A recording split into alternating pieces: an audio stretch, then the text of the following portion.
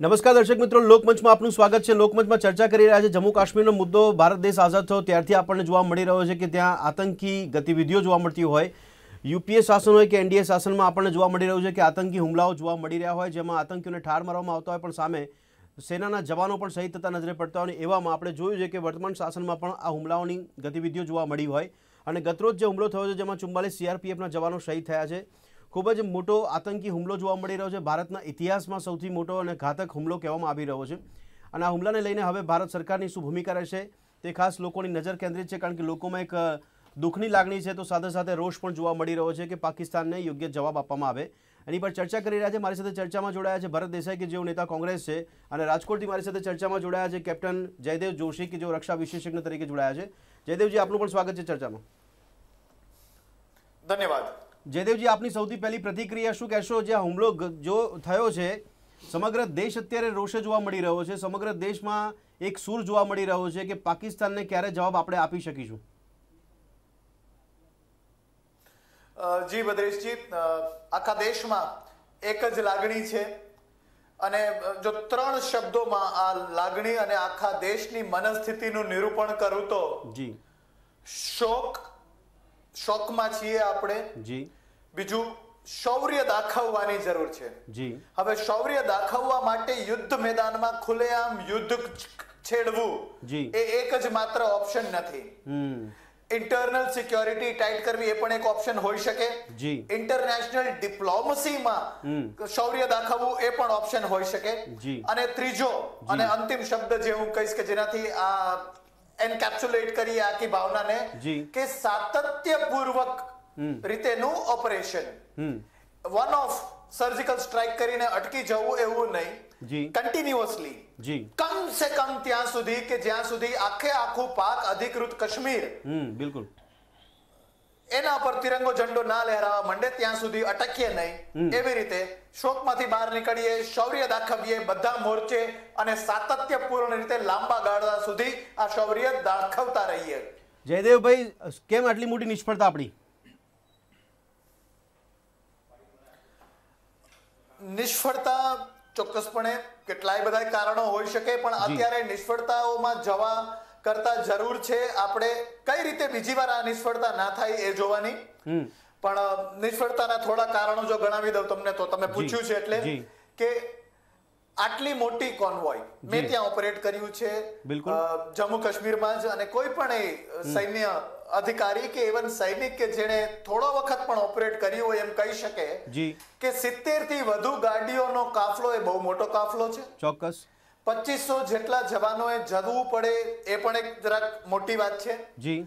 કોઈ પણ એક કોન્વોય મૂવમેન્ટ થતી હોય ત્યારે એને સિક્રેટ રાખવાની હોય છે, સિક્રસી હોય છે। પણ આ રોડ બરફબારીના કારણે 7 દિવસથી બંધ હતો।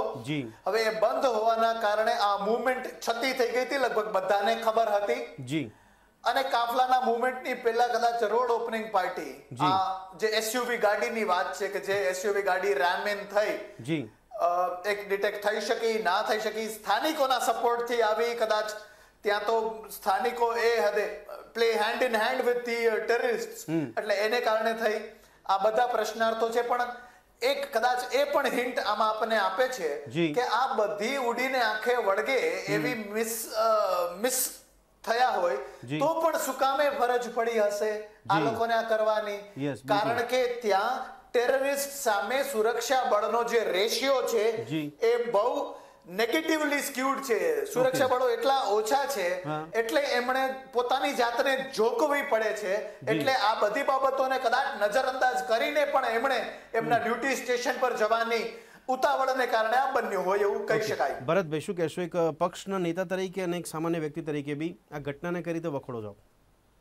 સૌપ્રથમ તો ભદ્રેશભાઈ સાહેબે કહ્યું એ રીતે 2500 માણસનો સ્ટાફ, આમ તો 1000 માણસ, 1000 સૈનિકોની એક લિમિટ હોય છે, પરંતુ 2500 અને એ પણ આપ જુઓ તો 8મી તારીખે એક લેટર સર્ક્યુલર, એક આઈ થિંક બધા જ ડીઆઈજીને, ના બુરહાન વાનીનો નહીં, એક એવો લેટર બધે સર્ક્યુલેટ થયો હતો, દરેક લગભગ મારી પાસે લેટર છે, એ લેટરમાં એવું ક્લિયરલી મેન્શન કરેલું છે, એટલે એ ઇન્ટેલિજન્સનું એક આઉટપુટ છે। એમાં લખ્યું છે, before occupying your place of deployment please sanitize the area properly as there are inputs of use of IEDs matter most urgent. જો 8મી તારીખે ભદ્રેશભાઈ ઇન્ટેલિજન્સે આવા ઇનપુટ આપ્યા હોય, બિલકુલ, જો આ વાત સાચી હોય, તો કેન્દ્ર સરકારની અત્યારે ત્યાં પ્રેસિડેન્શિયલ રૂલનું અત્યારે ત્યાં આગળ સરકાર છે.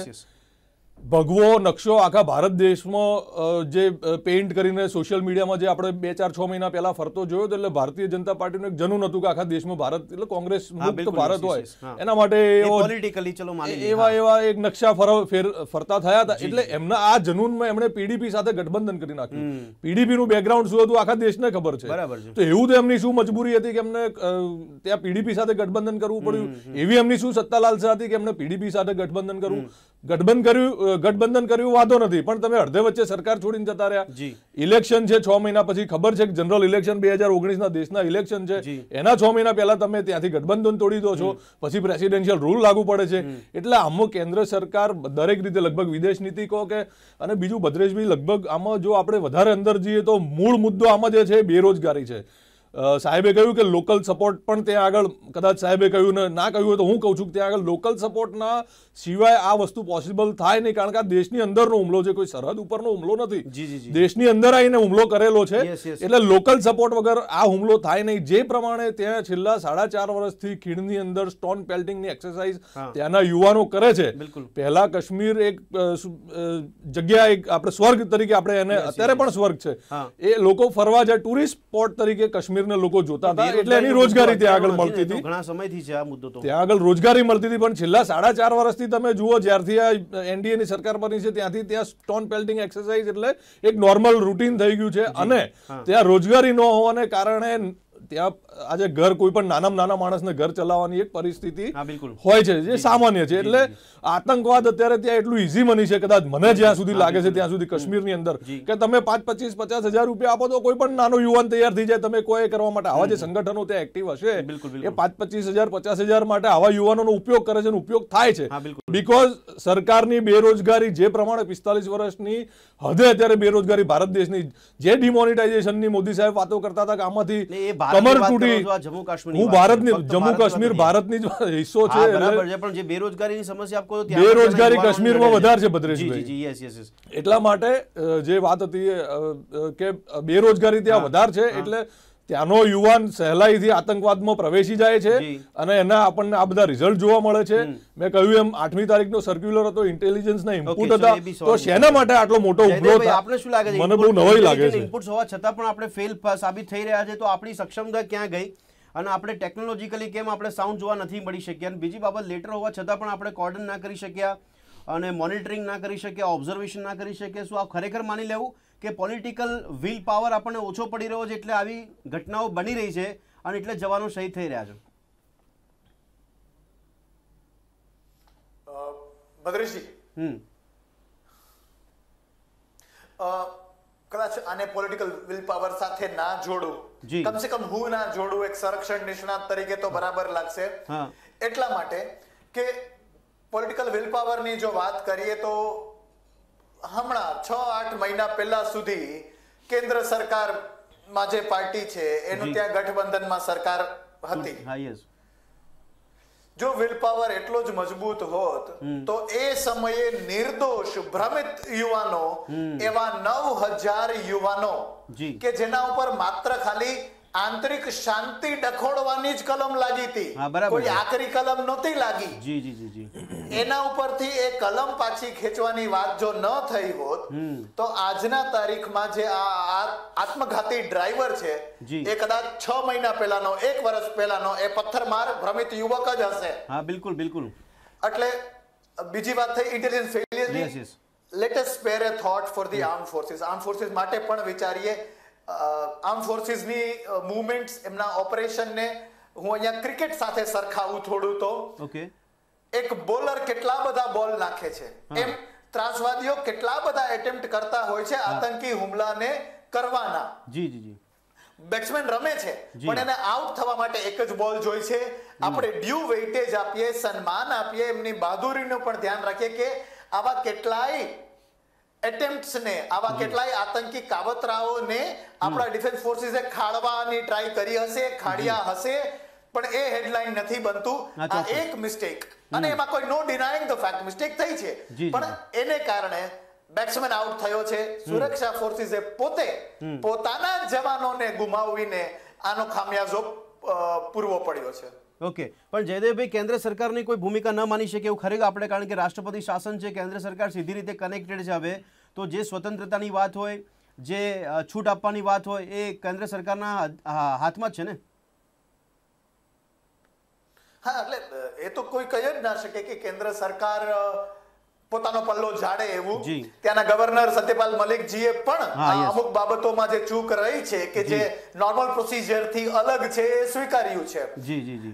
અને દરેક પેરામિલિટરી ફોર્સ, અનફોર્ચ્યુનેટલી આ સીઆરપીએફ સાથે બન્યું છે, તો દરેક પેરામિલિટરી ફોર્સ એ ડિરેક્ટલી હોમ મિનિસ્ટરની અંડર આવે છે. જી જી જી. So there's no denying the fact કે ક્યાંક ને ક્યાંક કેન્દ્ર સરકારનો દોરી સંચાર હોય જ ઓપરેશન્સ ને ખુલ્લી છૂટ અપાણી છે, પણ ખુલ્લી છૂટ જ્યારે આપણે ઓપરેશનમાં જઈએ ત્યારે હવે એવું તો નથી કે જેમ આપણે વિડિયો ગેમમાં બધી જગ્યાએ ગોળી ફેરવતા રહીએ, ગોળી મારતા રહીએ, એવી રીતે તો સુરક્ષા ફોર્સિસ મૂવમેન્ટ નહીં કરતા હોય. જ્યારે આવું શાંતિવાળી જગ્યામાંથી મૂવમેન્ટ થાય ત્યારે પણ કોઈ જયચંદોની મદદથી કોઈ રાક્ષસ આતંકી આ કરે તો, અને એ કરવામાં એ સક્સેસફુલ રહ્યા છે અને એનો જ ખામિયાજો આપણે આજે ભોગવવો પડ્યો. ઓકે ભરતભાઈ, સવાલ બીજો એક થઈ રહ્યો છે કે અત્યારે રાજકીય પાર્ટીઓની એકતા જોવા નથી મળતી, પણ પોલિટિક્સ કરી રહ્યા છે, કેટલું યોગ્ય છે? એક તો આ સવાલ. બીજો સવાલ કે આનો જવાબ આપણે યુદ્ધ વિકલ્પ નથી, તો શું લાગે છે આપણે ખરેખર ડિપ્લોમેસીથી જ જવાબ આપવો પડે આપણે, કે બીજો કોઈ વિકલ્પ પણ લાગે છે આપણે? એક વસ્તુ છે ભદ્રેશભાઈ કે આંતરરાષ્ટ્રીય પ્રેશર, જ્યારે કોંગ્રેસની સરકારો હતી ત્યારે આંતરરાષ્ટ્રીય પ્રેશર બનતું હતું અને બનાવતી હતી કોંગ્રેસની સરકાર. બીજું આપણે કહ્યું એમ કે ક્યાંય એકતા જોવા નથી મળતી. રાહુલ ગાંધીએ સવારે જ પ્રેસ કરીને કહ્યું છે કે સરકાર જે પણ કંઈ કરે દેશ હિત માટે, જે પણ કોઈ ડિસિઝન લે, સરકાર અને સેનાની સાથે કોંગ્રેસ પાર્ટી અને બાકી બધા વિપક્ષો એમની સાથે છે. એટલે આ એક એવો હુમલો છે કે એક એવી ઘટના છે કે જેમાં રાજકારણ ન હોઈ શકે. રાષ્ટ્ર પ્રથમ, રાજકારણ બાદમાં હોય. નેતાઓ દ્વારા જ 56ની છાતી યાદ કરવાની વાતો કરવામાં આવે છે, એક સામે 10 સર લઈને આવીશું, આ બધી વાતો કરવામાં આવી રહી છે. જ્યારે ભદ્રેશભાઈ, પ્રથમ તો જ્યારે દેશની આંતરિક સુરક્ષાનો મામલો હોય, રાષ્ટ્રીય સુરક્ષાનો મામલો હોય, કે એને આવી જ્યારે ભારતીય જનતા પાર્ટી વિરોધ પક્ષમાં હતી ત્યારે સ્મૃતિ ઈરાનીએ મનમોહન સિંહને બંગડીઓ મોકલવાની બધી ખરાબ વાતો કરેલી છે ને, આપણે બધાએ સાંભળેલી છે. મોદી સાહેબે ઇન્ડિયા ટીવીમાં જઈને, રજત શર્મામાં શોમાં જઈને કીધેલું છે કે લવ લેટરો લખવાના બંધ થવા જોઈએ, અમેરિકા કેમ ભાગીને જાઓ છો, પાકિસ્તાન તો બાજુમાં જ છે, એના આંખો બતાવીને વાત કરો. એટલે આ બધી વાતો વિરોધ પક્ષમાં સારી લાગે, પરંતુ તમે જ્યારે સત્તા પક્ષમાં આવો છો ત્યારે દુનિયાના આંતરરાષ્ટ્રીય લેવલના બધા પ્રેશર હોય છે. આપણે પણ એક દુનિયાનો હિસ્સો છીએ, આંતરરાષ્ટ્રીય આપણે પણ બધા જવાબો આપવાના હોય છે. એટલે એક આંતરરાષ્ટ્રીય જે પણ કોઈ એની માળખાકીય કે જે વાતોચીતોથી જો સોલ્યુશન થતું હોય તો યુદ્ધ એનો એ ઉપાય ન હોઈ શકે.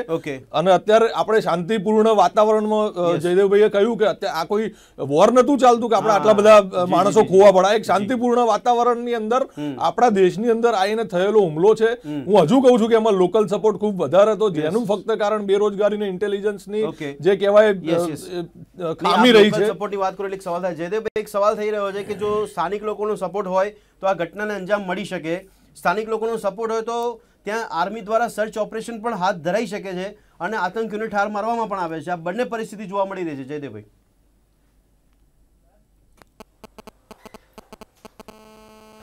જયદેવભાઈ, હાજી સોરી, વચ્ચે ટ્રાન્સમિશન થોડું કટ થયું તો મને સંભળાણું નથી. આપણે જયદેવભાઈ, બે સવાલ થાય છે કે જો સ્થાનિક લોકોનો સપોર્ટ હોય તો આ મિશન સફળ થઈ શકે આતંકીઓનું, તો સ્થાનિક લોકોનો સપોર્ટ હોય ત્યારે આર્મી સર્ચ ઓપરેશન કરીને આતંકીઓને શોધી શકે છે અને ઠાર પણ મારી શકે છે. તો આ બંને પરિસ્થિતિ જોવા મળી રહી છે ત્યાં. હા, સ્થાનિક લોકોનો સપોર્ટ 101%. અમે જ્યારે ત્યાં ઓપરેટ કરતા ત્યારે પણ અમે એ જ અનુભવ કરતા કે સાવ અમારી ચોકીની બહાર, ચોકીની સામે જે ઘર હોય ત્યાં આતંકીઓ માટે લાલ જાજમ પથરાણી હોય, એ લોકોને આશ્રય અપાણો હોય, એ જોયું છે, એ લોકોને પકડ્યા છે. જી. એને રોકી કઈ રીતે શકાય? તો કોર્ડન એન્ડ સર્ચ થતું હોય છે. આખા ગામડાને ઘેરાબંધી કરીને કોર્ડન કરવામાં આવતું હોય છે. બધા લોકોને એક મેદાનમાં બહાર બોલાવીને એ લોકોનું પ્રોફાઇલિંગ થાય. ઘર જે હોય એને બ્લેક, ગ્રે અને વ્હાઇટ. બ્લેક એટલે ટોટલ આતંકી સમર્થિત, ગ્રે એટલે વચ્ચે અને વ્હાઇટ એટલે ક્લિયર, એવી રીતે દરેક ઘર અને દરેક લોકોનું પ્રોફાઇલિંગ થતું હોય છે. અને એ થયા પછી કોમ્બિંગ ઓપરેશન, કે આવી રીતે બધા લોકો બહાર હોય, પ્રોફાઇલિંગ થઈ ચૂક્યું હોય, પછી અંદર જઈને સર્ચ ઓપરેશન અને કોમ્બિંગ ની રીતે એક એક આતંકીને બહાર કાઢવામાં આવે. આ થતું હોય છે. બિલકુલ યસ. થવું જોઈએ વધુ આકરી રીતે, પ્રખર રીતે થવું જોઈએ. એમાં અડચણ ક્યાં આવે છે કે armed forces special power act, એ કાયદો કે જે ત્યાં લશ્કરી બળને પૂરી સત્તા આપે છે કામ કરવા માટે એક લોખંડી પંજા સાથે, એને ધીમે ધીમે ધીમે ધીમે ડાયલ્યુટ કરવાની વાત હોય છે નેશનલ કોન્ફરન્સ અને પીડીપી. બિલકુલ. અને ત્યાં સુધી just to cite one example, કે કોઈ પણ મિલિટરી કે પેરામિલિટરી કોઈ ઓપરેશન કરવું હોય તો એ ઓપરેશન કર્યાના 24 કલાક પહેલા ત્યાંના ડિસ્ટ્રિક્ટ એડમિનિસ્ટ્રેશન અને લોકલ પોલીસને જાણ કરવી પડે. 24 કલાક પહેલા જાણ કરો, પછી એમના બંનેના એક રેપ્રેઝેન્ટેટિવ પ્રતિનિધિને સાથે લઈને જવા પડે. અને ત્યાંના વાતાવરણમાં કે જ્યાં લોકો અંદર બધાને સપોર્ટ કરતા હોય છે, માહિતીની આમ તેમ ટ્રાન્સફર થતી હોય છે, ઓપરેશનની સિક્રેસી રહેતી જ નથી. આતંકી માટે આ તો ઉલટાનો એલાર્મ છે. બિલકુલ કે ભાગો, આવવાના છે. બિલકુલ 24 કલાક પહેલા કહેવામાં આવે. પણ જયદેવભાઈ, એક સવાલ થાય છે કે ત્યાંના સ્થાનિકોનો સપોર્ટ કેમ આતંકીઓને હોઈ શકે? કારણ શું? 1947 થી કદાચ આપણે આ કાશ્મીરના પઝલ ને વધુ ગૂંચવી નાખ્યો છે, વધુ ને વધુ ગૂંચવતા રહીએ છીએ.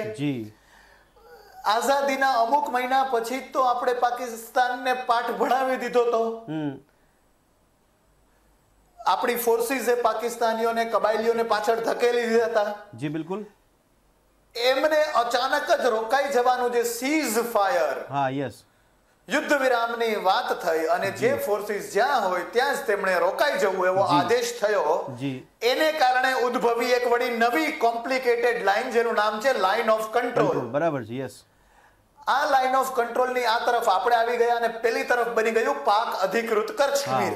બિલકુલ બિલકુલ. હવે છેલ્લા 7 દાયકાઓથી તમે આ પાક અધિકૃત કાશ્મીરને ચાલવા દો. નંબર 1. નંબર 2, કાશ્મીરમાં પણ 370મી કલમના કારણે એક દેશ में 2 વિધાન, અલગ કોન્સ્ટિટ્યુશન, 2 પ્રધાન, ત્યાંના વઝીરે આઝમ કહેવાય, ચીફ મિનિસ્ટર, અને 2 નિશાન એટલે કે ત્યાંનો ફ્લેગ પણ અલગ હોય. એ 7 દાયકા સુધી તમે ચાલવા દો એટલે શું થાય? ત્યાંના લોકોને એમ થાય કે અમે તો અલગ છીએ, અમે તો સ્વાયત્ત છીએ, ભારત છે અલગ એન્ટિટી છે, અમે અલગ એન્ટિટી છીએ. અને આ બધું જો ઓછું હોય તો પાકિસ્તાનના ખોટી રીતે ઇસ્લામને પ્રોપોગેટ કરતા ધર્માંધ અને ધર્મથી વેગળા એવા ધર્મગુરુઓ જે રેડિકલ ઇસ્લામાઇઝેશન કરે છે, એ લોકોએ બાકીનું બ્રેન વોશિંગ કરીને જે ઘટતું હતું એ પૂરું કરી દીધું. એટલે ક્યારેય પણ આપણે કાશ્મીરી સાથે હૃદયથી હૃદયનો કોન્ટેક્ટ નથી કરી શકતા. ચોક્કસ. જયદેવભાઈ, એક બીજો સવાલ થઈ રહ્યો છે કે આ કોકડું આપે કીધું કે ગૂંચવાયેલું છે, એના મૂળમાં કોણ અને મૂળમાં કયું કારણ જવાબદાર? જે રીતે એક્સેશન ટ્રીટી સાઇન થઈ ત્યાંથી જ કંઈક ને કંઈક ભૂલો, કંઈક ને કંઈક not following the correct procedures એવી વાત શરૂ થઈ ગઈ હતી.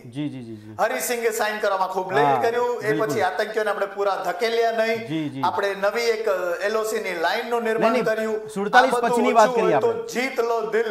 અને જયદેવભાઈ, 47 પછી એવી કઈ બાબતો આપણે માની લઈએ કે આ જે કોકડું છે ગૂંચવાયેલું જોવા મળી રહ્યું છે?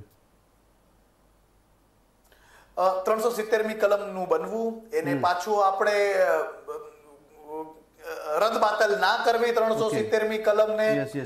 નેશનલ કોન્ફરન્સ અને પીડીપી નું જે રીતનું આતંકી પરસ્તનું કામ, ત્યાંની હુરિયત કોન્ફરન્સ અને અલગાવવાદી નેતાઓને અત્યારે આપણા સુરક્ષા ફોર્સિસ સિક્યોરિટી આપે છે. આ વલણ. જી ભરતભાઈ, અને મોર ધેન ધેટ જો આ બધું ઓછું હોય તો ભરતભાઈ, મૂળ સવાલ હવે આવે છે કે ખાલી 4.5 વર્ષનું શાસન જવાબદાર નથી, આઝાદી પછીની પોલિટિકલી જે પોઝિશન છે એ પણ જવાબદાર છે. એમાં રાજકીય પાર્ટીઓમાં કોંગ્રેસ પણ આવી ગઈ અને ત્યાંની પીડીપી પણ આવી ગઈ, નેશનલ કોન્ફરન્સ પણ આવી ગઈ. શું કહેશો આપ? તો આ મૂળ કારણ છે રાજકારણ, એટલા માટે આ પરિસ્થિતિ છે અને એટલે આજે પણ એ ભોગ આપણે બની રહ્યા છે. તો ભદ્રેશભાઈ, દરેક વાતને 1947 જોડે જોવી ના જોઈએ ને જોડવી ના જોઈએ, કારણ કે એ વખતની પરિસ્થિતિઓ, જયદેવભાઈ પણ મારી વાત સાથે સંમત થશે કે ખૂબ અલગ હતી. અત્યારે ભારતની જે પરિસ્થિતિ છે ખૂબ જ સારી છે, ઇકોનોમિકલ કહો કે કોઈ પણ રીતે કહો. 60 વર્ષ 70 વર્ષ પછી અત્યારે આપણે કાશ્મીરની વાત કરીએ તો એમાં પોલિટિકલ પાર્ટીઓ જવાબદાર છે ને વધારે. તો મોદી સાહેબે 2014માં જે પ્રમાણે મેનિફેસ્ટોની અંદર 370 કલમ હટાવવાની વાત કરી હતી, એટલે ત્યાંની જનતાને એક હાઈ હોપ્સ ક્રિએટ થઈ ગયા હતા કે હવે તો આખું બધું બદલાઈ જશે. 15 લાખ રૂપિયા જેમાં આવવાના હતા, 2 કરોડ રોજગારી, જે મારે પોલિટિસાઇઝ નથી. 370 તો કોકડું છે જ ને. મોદી સાહેબે મેનિફેસ્ટોમાં લખ્યું હતું કે અમારી સરકાર બનશે અહીંયા કાશ્મીરમાં, એ નથી કર્યું. એ પણ પહેલા પણ કેમ એમાં કોઈ હલચલ નથી? 4.5 વર્ષથી જ સ્ટોન પેલ્ટિંગ એક્સરસાઇઝ ત્યાં ચાલે છે. એ પહેલા આવી રીતે પથ્થર મારો ને બધું નતું ચાલતું. જયદેવભાઈને તમે પૂછી શકો છો. આટલી ખરાબ પરિસ્થિતિ કાશ્મીરની અંદર પ્રોબ્લેમ નતો, અત્યારે જ પ્રોબ્લેમ થયો. પ્રોબ્લેમ પહેલા પણ હતો, અત્યારે પણ છે. પાકિસ્તાન ઓક્યુપાઈડ કાશ્મીરનો જયદેવભાઈએ કહ્યું એ પ્રોબ્લેમ છે, બિલકુલ, અને છે જ પ્રોબ્લેમ. એમાં હું કઈ એમાં ખોટી વાત કરી નથી. સવાલ છે કે યુપીએ બી કે શાસનમાં વાત કરી રહ્યા છે, ત્યારે કેમ આપણને કોકડું જે એનું નિરાકરણ ન આવ્યું હોય, અને મોદી શાસનમાં તો વાયદા કરવામાં આવ્યા હતા કે ભાઈ અમે આ કોકડું ઉકેલીશું, પણ નહીં થયું. કહ્યું એમ હું થોડો નાનો પડું આ વાત કરવા માટે, કારણ કે ભૂતકાળમાં જે તે પાર્ટીઓને જે તે પરિસ્થિતિ પ્રમાણે સારું લાગ્યું એ પાર્ટીઓએ કર્યું. અરે એ વાવ્યું નહીં, એ વાવ્યું તો એ પ્રમાણેનું એટલે અત્યારે ઉગ્યું છે જેમાં આપણે ભોગ બની રહ્યા છે ને. તમે 1971માં જુઓ તો ઇન્દિરા ગાંધીએ પાકિસ્તાનમાં ઘૂસીને લાહોર સુધી સેના ગઈ હતી, પાકિસ્તાનના 2 કટકા કરીને બાંગ્લાદેશને જન્મ આપ્યો. એ વખતે પાકિસ્તાને આપણી ઉપર આ રીતે હુમલો કર્યો હતો, ત્યારે ઇન્દિરા ગાંધીએ રાજદ્વારી સંબંધો કાપી નાખ્યા હતા, બધી બોર્ડરો સીલ કરી હતી, ત્યાંના આપણા જે ડિપ્લોમેટ્સ હતા એને પાછા બોલાયા હતા. એટલે એવા એક્શન તો હજી સુધી લગભગ 24 કલાક આ વાતને થવાયા. ખાલી જે પેલું ફેવર્ડ નેશનની વાત હતી એ ખાલી નાબૂદ કર્યું છે, બાકી તો કોઈ એક્શન દેખાવા મળ્યા નથી.